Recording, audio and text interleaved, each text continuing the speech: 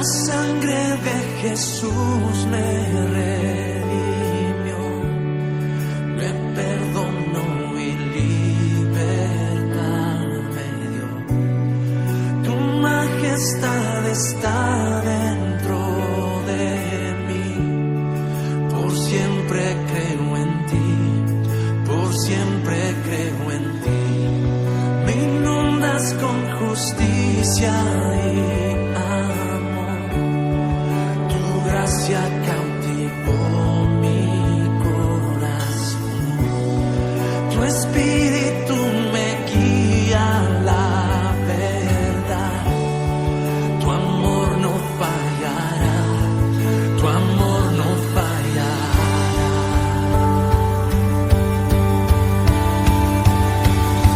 Por amor Dios dio.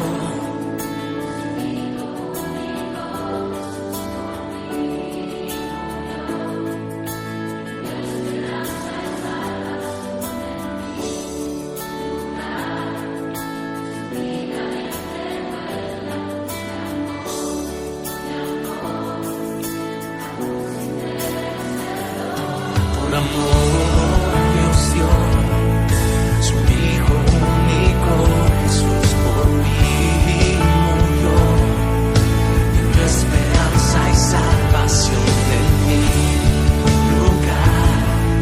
Su vida entregó en la cruz, mi amor, aún sin merecerlo. Por amor Dios dio su Hijo único, Jesús por mí murió, me dio esperanza y salvación en mi lugar. Su vida entregó en la cruz, mi amor, aún sin merecerlo.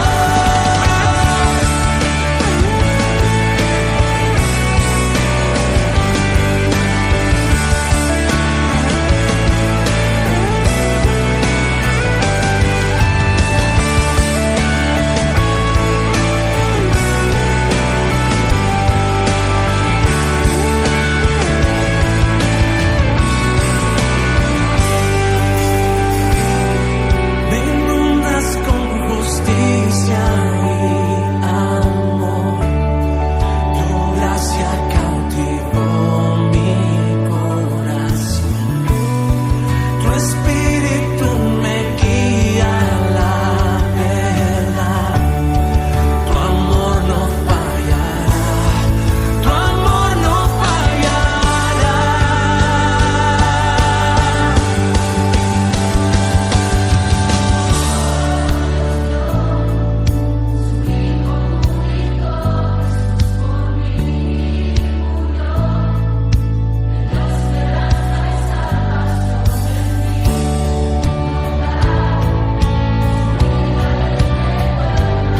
Mi amor,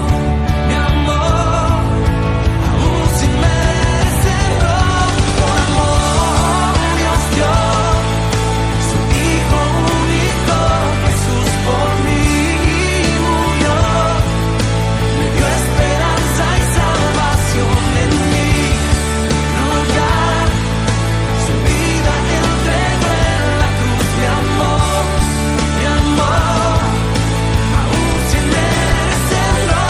Por amor Dios dio su Hijo único, Jesús por mí murió, me dio esperanza y salvación en mi lugar.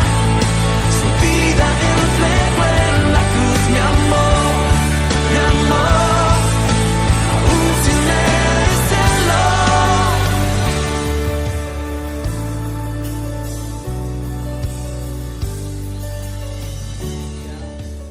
Una vez más, qué gusto poder estar con ustedes compartiendo la palabra de Dios, el poder enseñarles lo que Dios nos ha dado en la búsqueda y escudriñar las Escrituras. Uno de los temas que a mí en lo personal me gustan demasiado es el tema de la oración. Inclusive he escrito 2 libros con ese enfoque. El número 1 es el intercesor bajo la poderosa mano de Dios. Este es un tema de oración que, gracias a Dios, ese libro pues ya no lo volví a imprimir, darle una segunda edición. Estoy trabajando sobre eso. Y está el siguiente libro, que es El rugido de león, que también tiene un toque de oración. El tema está enfocado a la parte del avivamiento, y me gusta mucho el tema de la oración, porque considero que la oración es la fuente del poder que el cristiano, Dios se lo dio al cristiano, y que el máster de la oración, por así decirlo, nuestro maestro, sobre todos los maestros, Jesús, practicaba la oración. No solamente lo enseñó, sino que practicaba la oración. Y Jesús fue un hombre muy poderoso en obras. Pero ¿de dónde salía su poder? ¿De dónde salía las obras maravillosas que él hacía? Bueno, él practicaba la oración, tenía tiempo de oración, clamor, de intercesión. Él oraba al Padre, y los evangelios así lo muestran. Entonces yo considero que al que debemos de tomar como modelo para nosotros aprender a orar es precisamente nuestro Señor Jesús. ¿Qué es la oración? La oración es un diálogo, es una plática, es una conversación que tienes con una persona. No es algo mecanizado. Por ejemplo, te voy a poner un ejemplo. Cuando tú te encuentras con un amigo, ya sea en el supermercado, ya sea en el camino, en el parque, donde sea, cuando tú te encuentras a ese amigo, no formulas una pregunta, por ejemplo, anterior al encuentro. Tú no haces, me voy a encontrar con fulano de tal y voy a escribir ciertas preguntas que se lo voy a hacer cuando yo lo vea. Y mi diálogo va a alinearse a cierto tema. No lo hacemos así, sino que cuando vemos al amigo es algo espontáneo, sale del corazón, es una comunicación muy, muy hermosa, muy apegada a lo que en ese momento se está dando. Entonces vemos nosotros que la oración es igual. La oración, cuando tú llegas ante Dios, es algo espontáneo.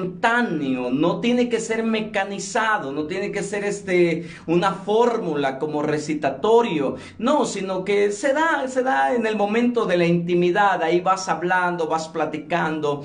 Y bueno, Jesús nos enseña a cómo orar.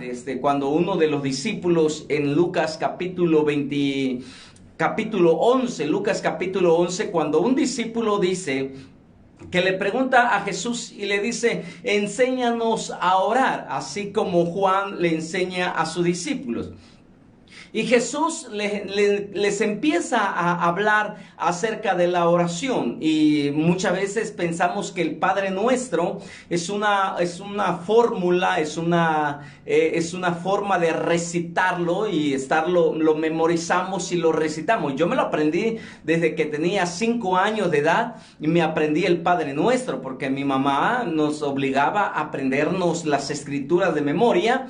Y bueno, gracias a eso, hasta el día de hoy todavía me acuerdo del Padre Nuestro. Y muchas veces yo escuchaba que la gente recitaba como un poema el Padre Nuestro. Y bueno, yo en mi interior decía, yo creo que el Padre Nuestro tiene un mensaje aún más profundo. El Padre Nuestro tiene algo más importante que enseñarnos. El Padre Nuestro tiene que darnos a nosotros un mensaje. El Padre Nuestro tiene un mensaje más esencial, más profundo.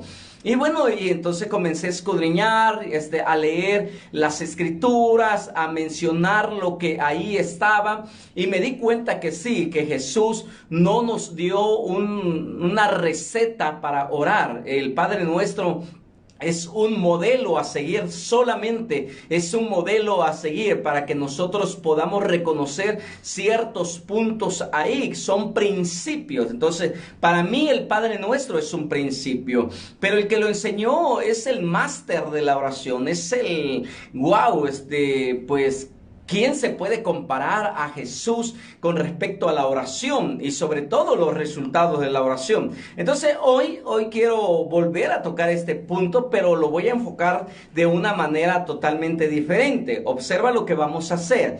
Yo quiero invitarte que busques en tu Biblia, ahí en el Evangelio de Mateo, Mateo capítulo 27, si tienes Biblia en mano, por favor te encargo que lo leas. O si lo tienes, si no lo tienes y porque estás viendo la prédica en tu móvil, bueno, escucha la palabra de Dios. Quiero darle lectura. Mateo capítulo 27, verso 16 en adelante. Dice la palabra de Dios de la siguiente manera.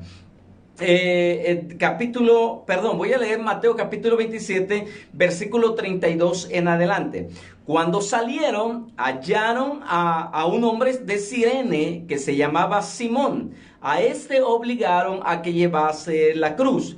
Y cuando llegaron a un lugar llamado Gólgota, que significa lugar de la calavera. Ojo, y cuando llegaron a un lugar llamado Gólgota, que significa lugar de la calavera, le dieron a beber vinagre mezclado con hiel, pero después de haberlo probado no quiso beberla. Y cuando le hubieron crucificado, repartieron entre sí sus vestidos, echando suerte para que se cumpliese lo dicho por el profeta.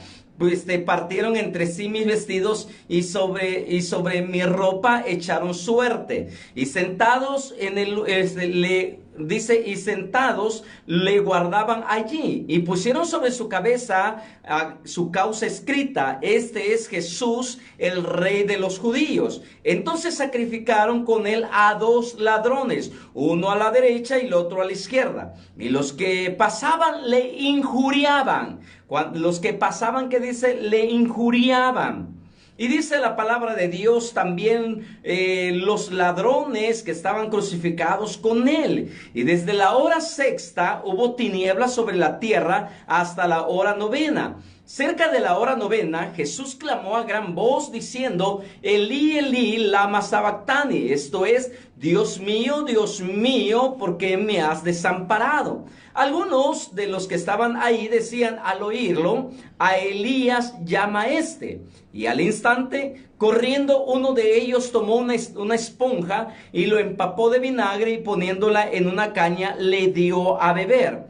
Pero los otros decían: deja, veamos si viene Elías a librarle. Mas Jesús, habiendo otra vez clamado a gran voz, entregó el espíritu, y he aquí el velo del templo se rasgó en 2, de arriba abajo, y la tierra tembló, y las rocas se partieron, y se abrieron los sepulcros, y muchos cuerpos de santos que habían dormido se levantaron, y saliendo de los sepulcros, después de la resurrección de él, vinieron a la santa ciudad y aparecieron a muchos. El centurión y los que estaban con él guardando a Jesús, visto el terremoto y las cosas que habían sido hechas, temieron en gran manera y dijeron: verdaderamente era hijo de Dios. Estaba allí muchas mujeres mirando de ellos, los cuales habían seguido a Jesús desde Galilea, sirviéndole, entre las cuales estaba María Magdalena, María la madre de Jacobo y de José, y la madre de los hijos de Zebedeo.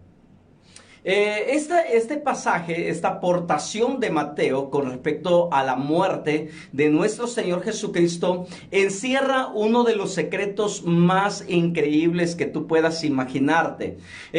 Cuando vemos a Jesús en esta condición, lo voy a poner así, en esta condición vemos a uno de los hombres más increíbles. Ningún líder político, ningún líder religioso después de Jesús ni antes de Jesús habían logrado hacer lo que él hizo. Te voy a poner un ejemplo.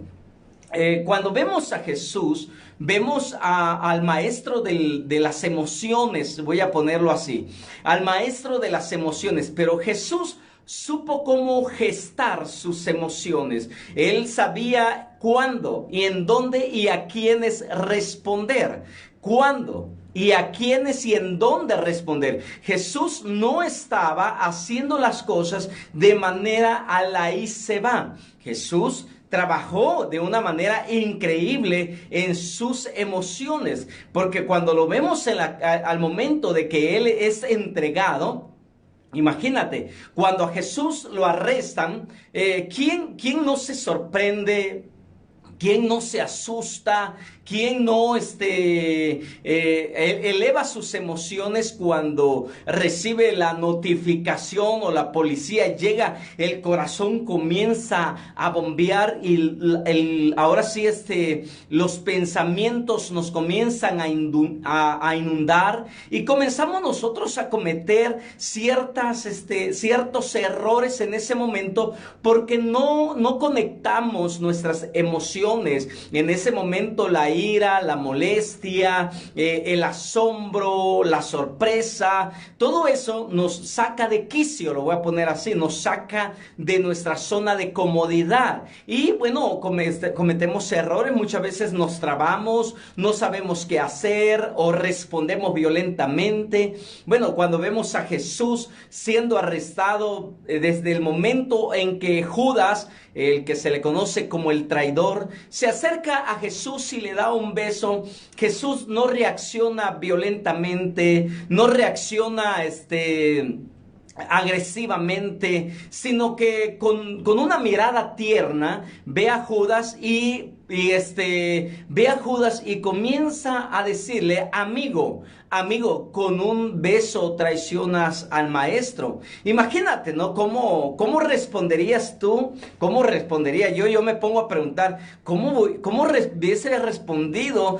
que el traidor se me hubiese acercado, me hubiese dado un abrazo, me hubiese dado un beso? ¿Cómo hubiese respondido yo, Elioenai? Ahora, ¿cómo hubieses respondido tú? Tal vez en ese momento le hubiésemos dado una cachetada guajolotera y le hubiésemos dicho, oye, ¿por qué muerdes la mano del que te dio de comer? ¿Por qué me traiciona? No sé, ¿qué hubiésemos hecho? Yo me pongo a pensar y yo digo, ¿qué hubiese hecho yo? Yo hubiese reaccionado con una cachetada, ¡pua! ¿Por qué me traicionaste con un golpe? No lo sé, pero yo creo que mis emociones hubiesen sido de ira, de molestia, no sé, hubiese dicho algunas cosas. Pero cuando yo veo a Jesús respondiendo con un beso, traición al maestro, amigo, y no dice nada más. Y cuando Pedro saca su cuchillo y le corta la oreja al siervo y Jesús le toma la mano a Pedro y le dice,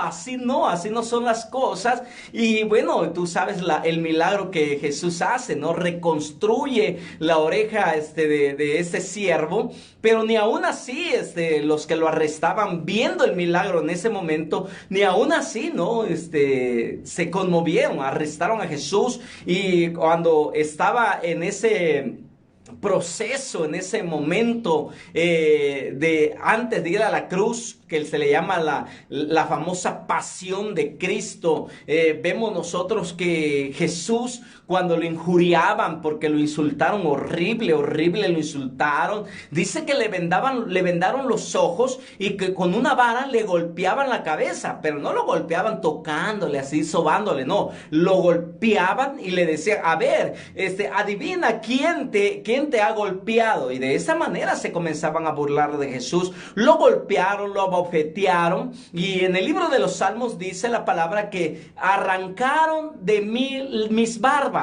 Eso significa que había personas que se acercaban a Jesús, pero en vez de ayudarle, le arrancaban la barba. Óyeme, no sé si en algún momento tú tuviste algún accidente, tuviste algún accidente que tal vez la la puerta, al momento de cerrar la puerta, si tenías el cabello largo, hablando de las mujeres, te prensaste el cabello y al momento de jalarte te lo arrancaste. ¿Acaso no te dolió? O tu hermanito, cuando eras pequeño, jugando, te agarró el cabello y te jaló y te arrancó un poco. ¿Acaso no dolió? Imagínate en la mejilla la barba, quitarle la barba de un jalón a Jesús, y le decían, adivina quién te lo hizo. Y Jesús no respondía. Eso es lo más sorprendente. Eso es lo que a mí más me sorprende, ver a Jesús calmado, con una serenidad al momento de estar ahí siendo injuriado, insultado, siendo abofeteado.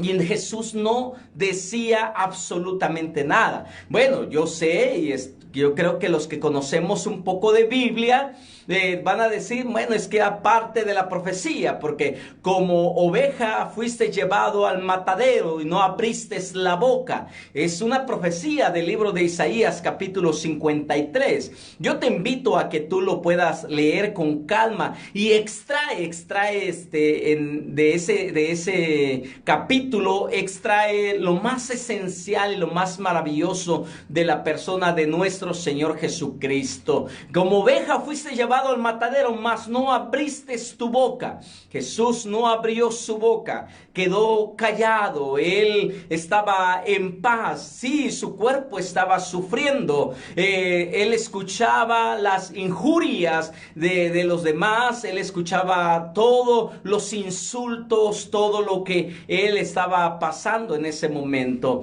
Y no respondía. Inclusive cuando lo llevaron ante Poncio Pilato, ante Herodes, él guardó silencio. Él no respondía absolutamente nada. Cuando lo llevaron al patio del palacio, donde lo tuvieron amarrado para colgarlo de la mano, porque así era el castigo en el tiempo de Roma.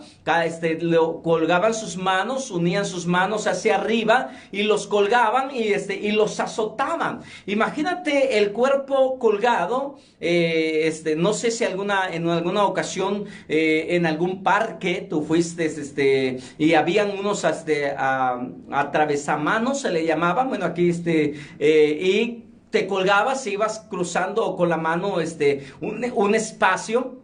El cuerpo se cuelga, pues el hueso pesa, y aparte del hueso, pues échale los kilos de la grasita, de la carne, de todo, ¿no? Imagínate, todo eso pesa y sientes que te asfixias, sientes que te estás ahogando porque todo tu cuerpo está soportando todo tu peso. Jesús de esa manera fue castigado. Lo pusieron, lo amarraron y su cuerpo estaba siendo torturado, pero él no abría. Tal vez sí había gemidos, como la oveja cuando lo llevan al matadero. La oveja no patalea, la oveja no es rebelde, sino solamente hay un gemido de dolor, de tristeza. Y yo me imagino a Jesús con ese gemido. Tal vez él pujaba por los azotes. Cada azote que él recibía era por amor a ti y a mí. Ese era un azote increíble. Los romanos habían mandado a realizar azotes especiales para castigos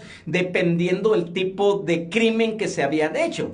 Recuerda que a Jesús lo condenaron con la peor condena que había en el tiempo de Roma.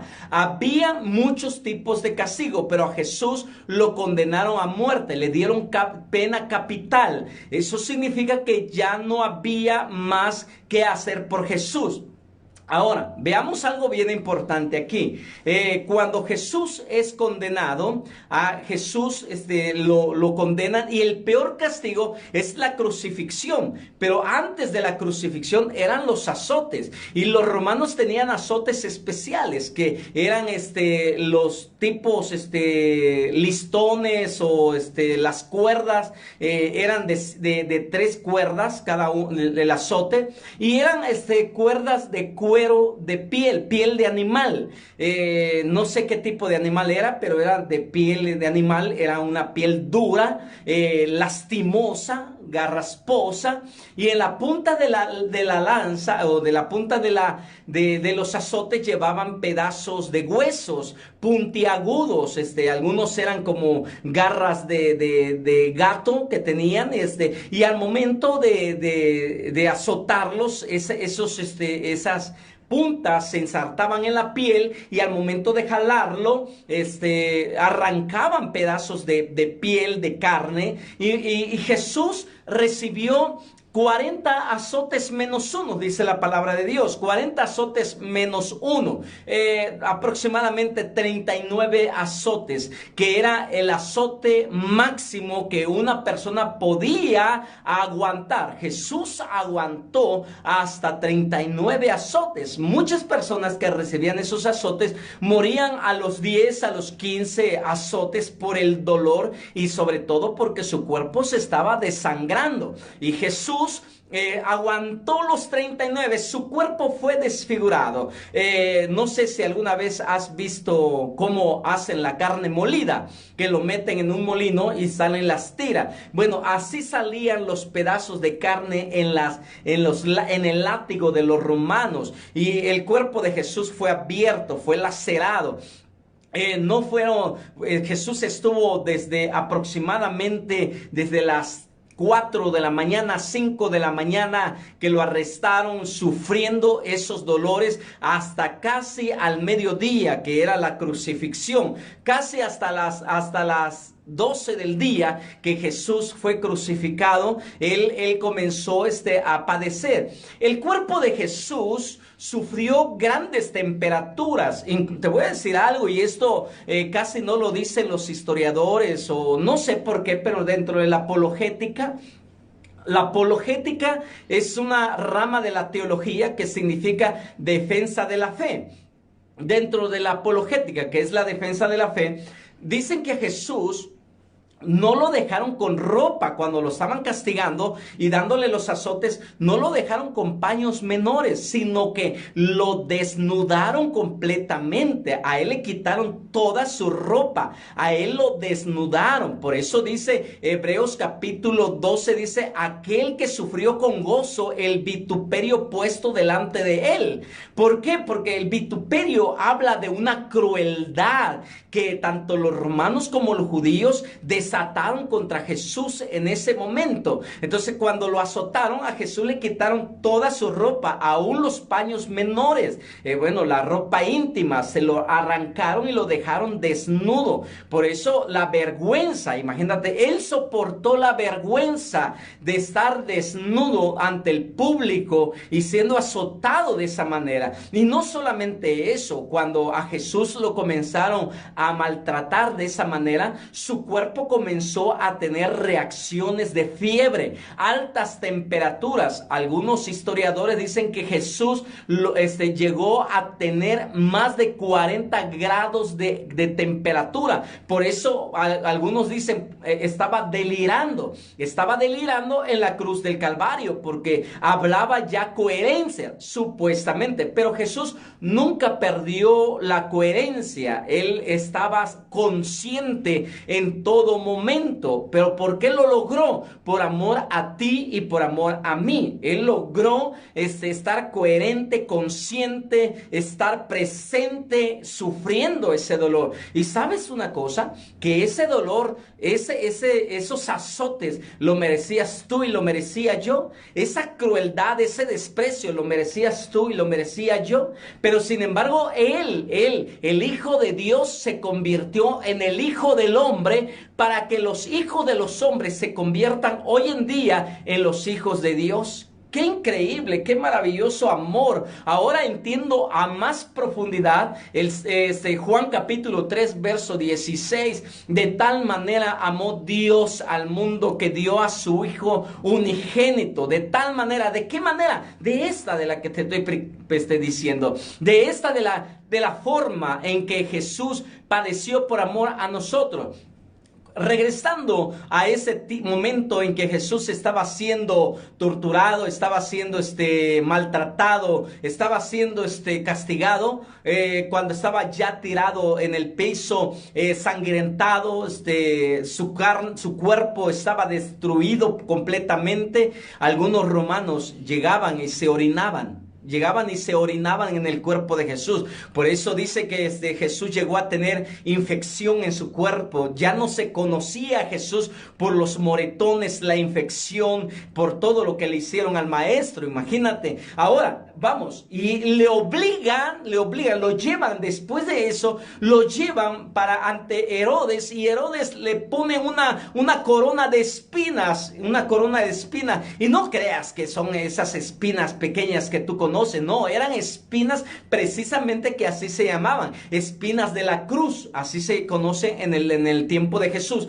Eran unas espinas grandes, puntiagudas, que al momento de incrustarlo en la cabeza se lo pusieron fuerte. Las espinas le entraron en la piel a Jesús, y no con eso, le pusieron una túnica burlándose, diciéndole: ahora sí, salve el rey de los judíos. Y le pusieron una túnica, un manto de púrpura, para decir, ahora sí, burlarse de que él era el rey de los judíos. Y bueno, no bastándoles con eso, le pusieron una madera, una pieza de madera en los hombros del maestro.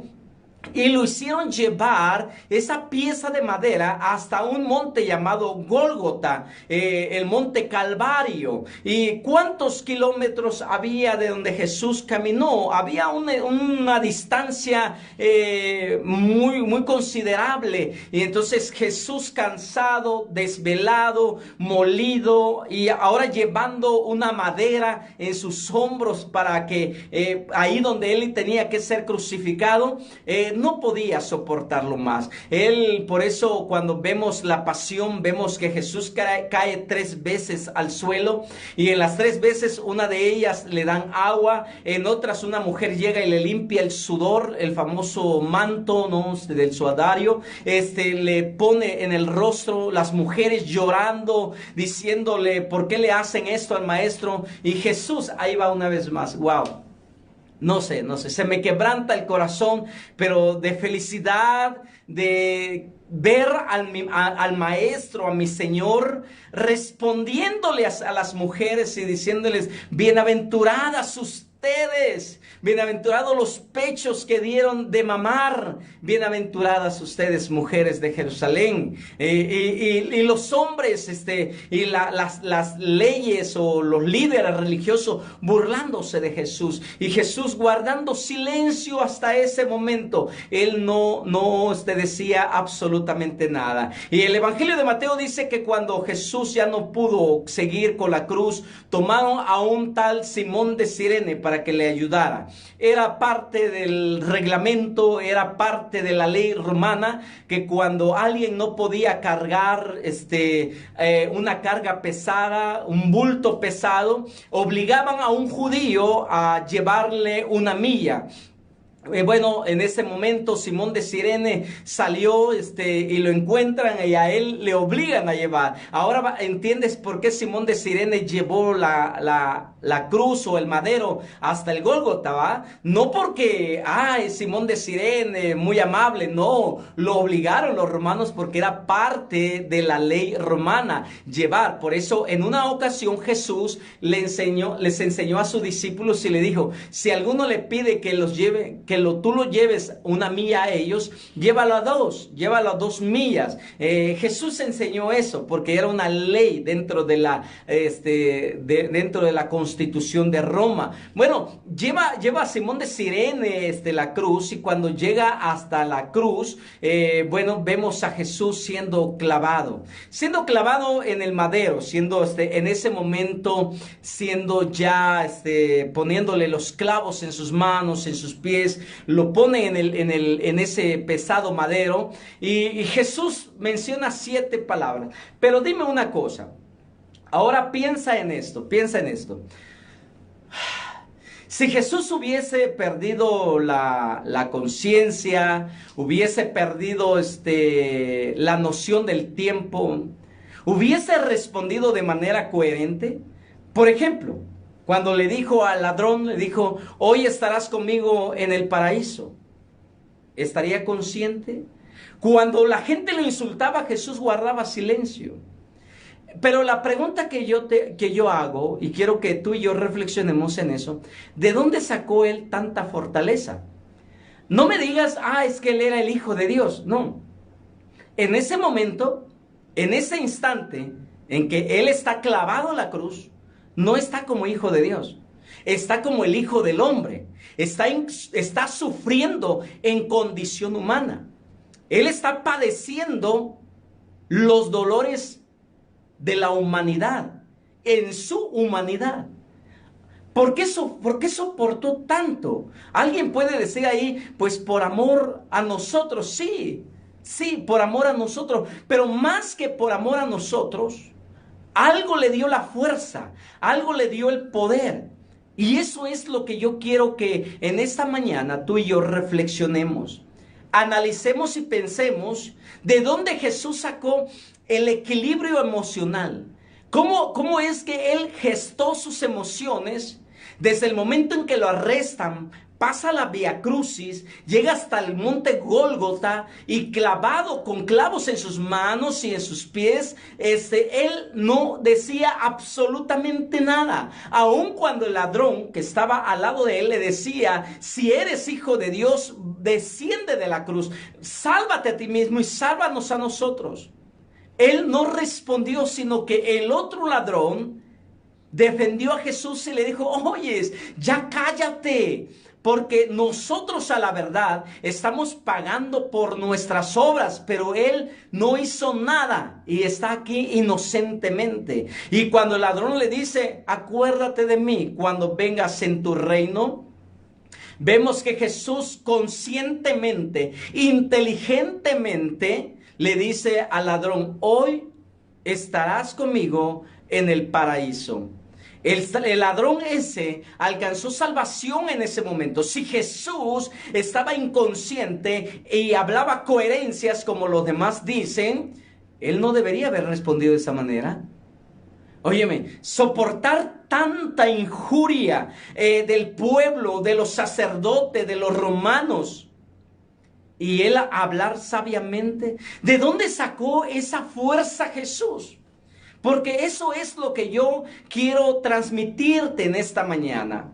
Quiero que tú aprendas que en medio de cualquier circunstancia, aprendas lo que Jesús nos dejó como enseñanza. A no responder mal por mal, a no responder maldición por maldición, a no responder violentamente por la violencia que estás sufriendo, sino que sabiamente puedas responder apaciguando el mal con el bien.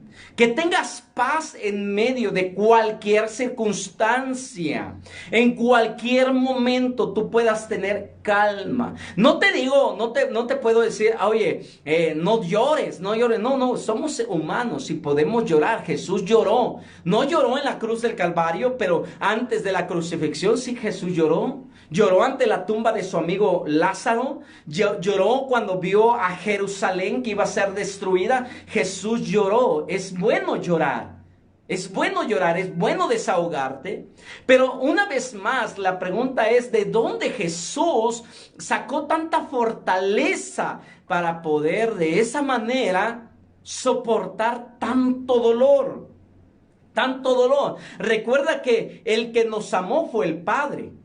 El Hijo viene por hacer la voluntad de Papá, de Dios. Tú y yo somos salvos porque Papá envió a su Hijo a morir en la cruz del Calvario. Jesús muere por hacer la voluntad de Papá, porque el Padre estaba pensando que a través de él, de su muerte, el mundo, la raza humana iba a ser reconciliado con Dios. Por eso cuando me dicen es que todos somos hijos de Dios, no te equivoques. No todos son hijos de Dios. No todos son hijos de Dios. Entonces, ¿quiénes son hijos de Dios? Aquellos que han reconocido a su Hijo como el único Salvador del mundo, como el Cordero inmolado, y lo han recibido en su corazón. Ellos son hijos de Dios. La palabra de Dios nos dice en el Evangelio de Juan, a los suyos vino, mas los suyos no le recibieron, mas los que le recibieron, a ellos les dio potestad de ser hechos hijos de Dios. Entonces, no todos son hijos de Dios. Todos son criaturas de Dios, pero no todos son hijos de Dios. ¿Quiénes son hijos? Son aquellos que obedecen a Dios y hacen lo que su Padre les manda hacer. ¿Y qué es lo que nos manda hacer el Padre? Amar a nuestros enemigos, a bendecir a los que nos maldicen, ayudar a las personas. Entonces, Jesús fue lo que nos enseñó. Él como modelo del Hijo de Dios, y ahora nosotros como hijos de Dios, por la adopción a través de la muerte de Jesús, tú y yo somos hijos de Dios, tenemos que replicar las obras que el Hijo de Dios hizo. Porque el Hijo de Dios vino a amar a los que lo odiaban, a los que los injuriaban, bendijo a los que lo maldecían. Él nunca abrió su boca para maldecir a alguien, a una persona. En una ocasión, solamente en una ocasión, Jesús abrió su boca para maldecir, pero a la higuera. Pero era una enseñanza que Jesús estaba dándole a sus discípulos. Eso después te lo puedo enseñar. Pero Jesús maldijo la higuera por una enseñanza. No porque él fuera una persona que maldecía. No como nosotros cuando nos enojamos. ¡Ay, maldita sea! ¡Ay, y comenzamos a maldecir. Si tú te dices ser hijo de Dios y eres una persona que de tu boca sale maldición, no eres hijo de Dios. Porque el Hijo de Dios, aún estando en la cruz, bendijo a los que los estaban maldiciendo en ese momento. Pero sigo con la misma incógnita, sigo con la misma pregunta. ¿De dónde sacó Jesús tanta fortaleza? Bueno, vamos aterrizando el mensaje porque ya llevamos un ratito aquí con esto. Pero vamos aquí en esta parte. Jesús habla acerca... Bueno, vamos a ver de dónde Jesús saca tanta fortaleza. Y vemos nosotros que unas horas antes, Jesús estuvo en un lugar de donde él tuvo que sacar esa fortaleza. El lugar donde Jesús estuvo antes de aprenderlo, antes de llevarlo a la cruz, Jesús estuvo en un lugar llamado el huerto del Getsemaní. Ahí nosotros vemos en el huerto del Getsemaní, vemos que Jesús se llevó a sus 12 discípulos. Estando con los 12 discípulos, escoge a 3, a los más íntimos, a los que siempre estaban con él, a Pedro y a Juan y a Santiago. Y se los lleva y los aparta. Y le dice a estos 3, le dice, quédense aquí y ayúdenme a orar, porque mi alma está sumergido en angustia hasta la muerte. Y vemos que Jesús se retira a una distancia y vemos ahí a Jesús postrado orando. ¿Qué estaría pasando en la mente? ¿Qué estaría pasando Jesús en su corazón? ¿Qué estaba pasando en los pensamientos de Jesús en ese momento? Que se levanta y va a ver a sus amigos y encuentra a los 3 durmiendo. Vean qué dice la palabra de Dios ahí en Mateo. Entonces llegó Jesús con ellos a un lugar que se llamaba Getsemaní y dijo a sus discípulos, sentaos aquí en tanto que yo voy allí y oro. Y tomando a Pedro y a los 2 hijos de Zebedeo comenzó a entristecerse y angustiarse en gran manera. Entonces Jesús le dijo, mi alma está muy triste hasta la muerte. Quedaos aquí y velad conmigo. ¿Te das cuenta que pedir ayuda no es demostración de debilidad? Si tú estás pasando un problema y estás pasando una situación y te encierras en tu mundo y tú dices, yo no le voy a decir a nadie mi problema, es mi problema y yo lo voy a solucionar. Y los problemas se van incrementando y tú no dices nada, eso se llama orgullo. Orgullo. Si tú ya sientes el agua talabarbía y no sabes qué hacer, lo más lógico y razonable es que pidas ayuda. Pide ayuda a un amigo, pide ayuda a un familiar, pide ayuda a tu pastor, a tu líder, pide ayuda. ¿Por qué? Porque si Jesús pidió ayuda, ¿quién eres tú y quién soy yo para no hacerlo cuando estamos pasando? Si alguien no lo pide, es porque es un orgulloso, un soberbio, un altivo. Pero si yo me siento mal, lo primero que hago es hablarle. Yo tengo amigos a quien le hablo. Tengo un amigo, el pastor Raúl Mendoza lo conoce. Es un amigazo para mí. Yo lo amo a ese muchacho. El pastor Ariosto Briones García. Que cuando yo estoy pasando una situación difícil, yo tomo el teléfono y le hablo y le digo, amigo, estoy pasando esto, ¿me ayudas? Y él siempre está dispuesto a ayudarme.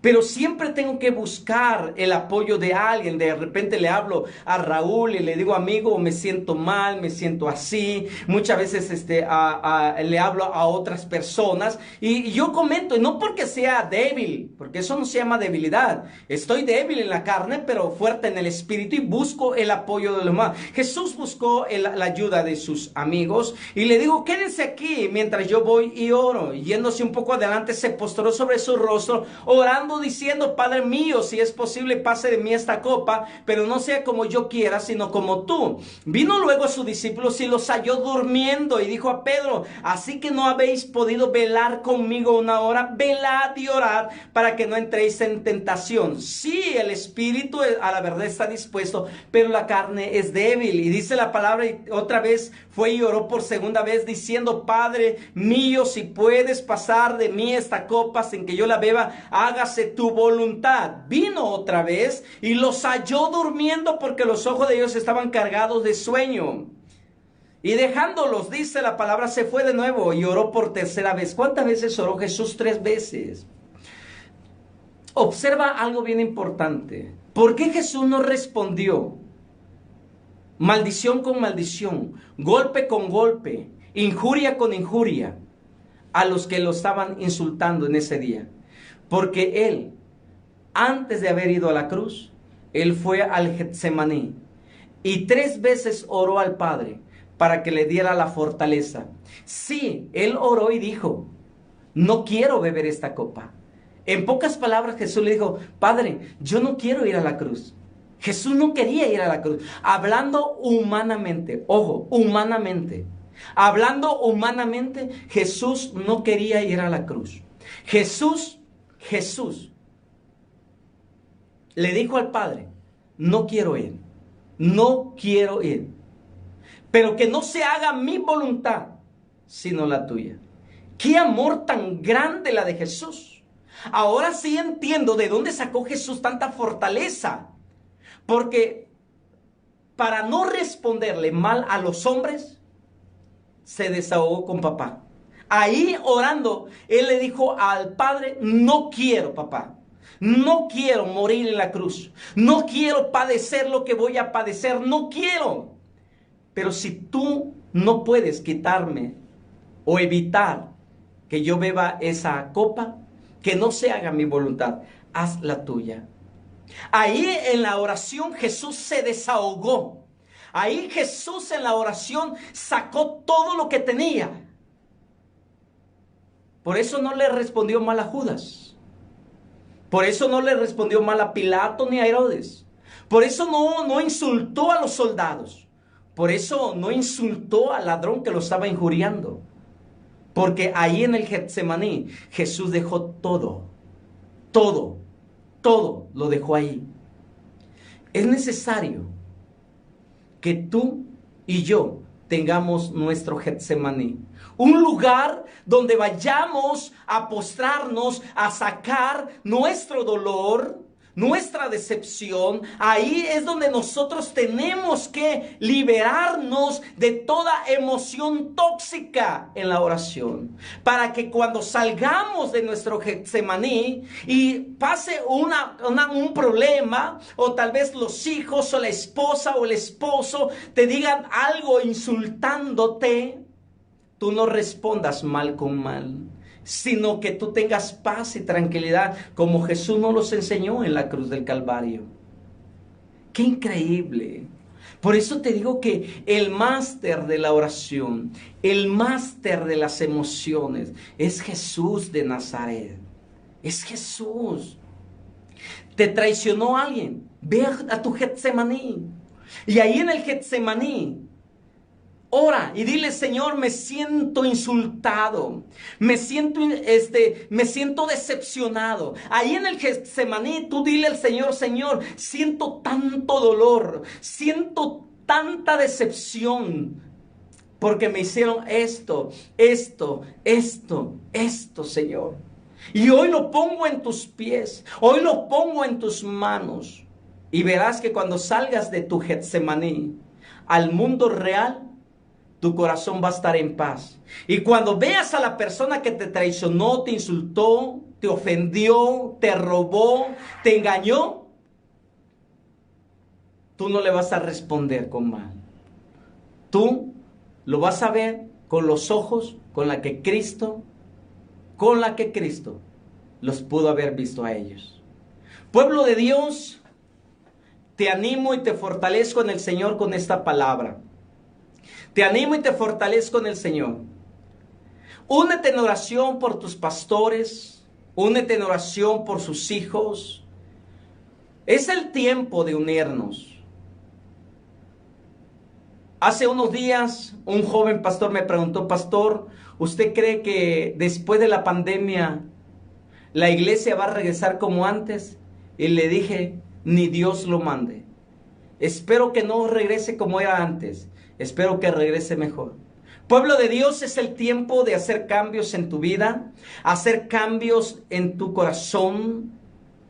Y cuando tengas la oportunidad de regresar a las reuniones, hazlo con todo tu corazón.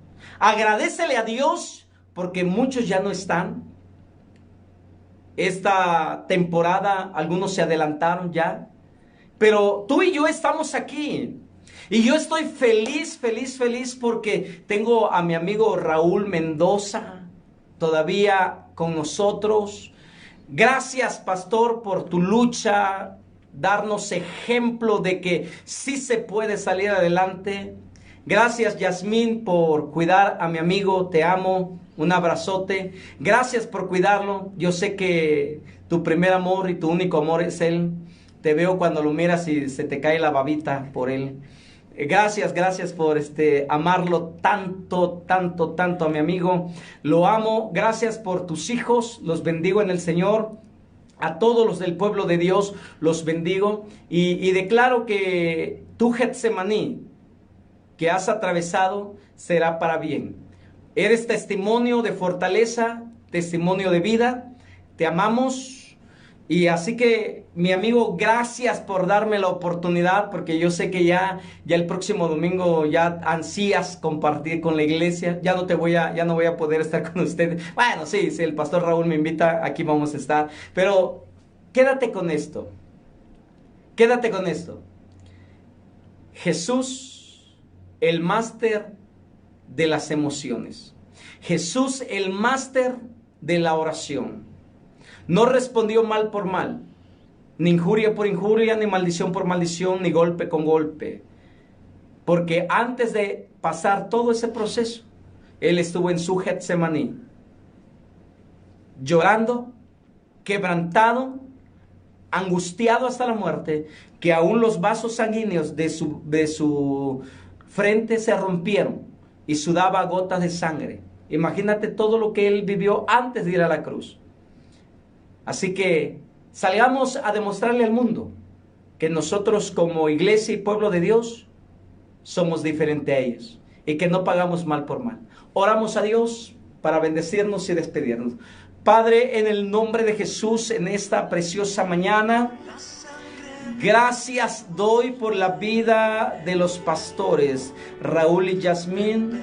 Gracias por sus hijos, Señor. Gracias por el yerno. Gracias por las nietas.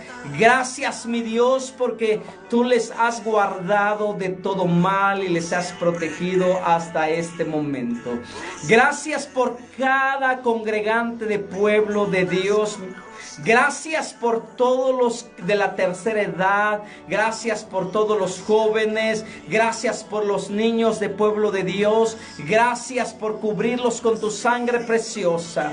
Gracias por esta palabra tan exacta que nos has dado. Gracias por enseñarnos que en medio de cualquier circunstancia tú nos enseñas a cómo responder y a cómo hablar. Gracias por enseñarnos que hay un Getsemaní que nos está esperando para orar y clamar ante el Dios Padre Todopoderoso. Bendigo la vida del pastor y bendigo la vida de la iglesia en general y todos aquellos que se conectaron, que son parte de este grupo de Facebook. Gracias también por ellos. Bendíceles y que tu mano poderosa sea sobre ellos y que esta enseñanza, que esta prédica haya quedado grabado en sus corazones y en su mente, para que cuando salgamos al mundo real, allá donde está la lucha, podamos actuar como Jesús actuó, no respondiendo mal por mal, ni injuria por injuria, ni maldición por maldición, ni golpe con golpe, sino amándolos, sabiéndoles que son inocentes porque creemos que tú los has perdonado. Gracias, Dios, por esta fortaleza en nuestro espíritu. A ti sea la gloria por los siglos de los siglos. Amén y amén. Amén, amén. Gracias, gracias, pueblo de Dios. Gracias, iglesia. Gracias, Pastor Raúl. Gracias, Yasmín. Gracias, muchachos. Bendiciones, un abrazo. Les amo y nos vemos cuando nos veamos. Bendiciones. Bye.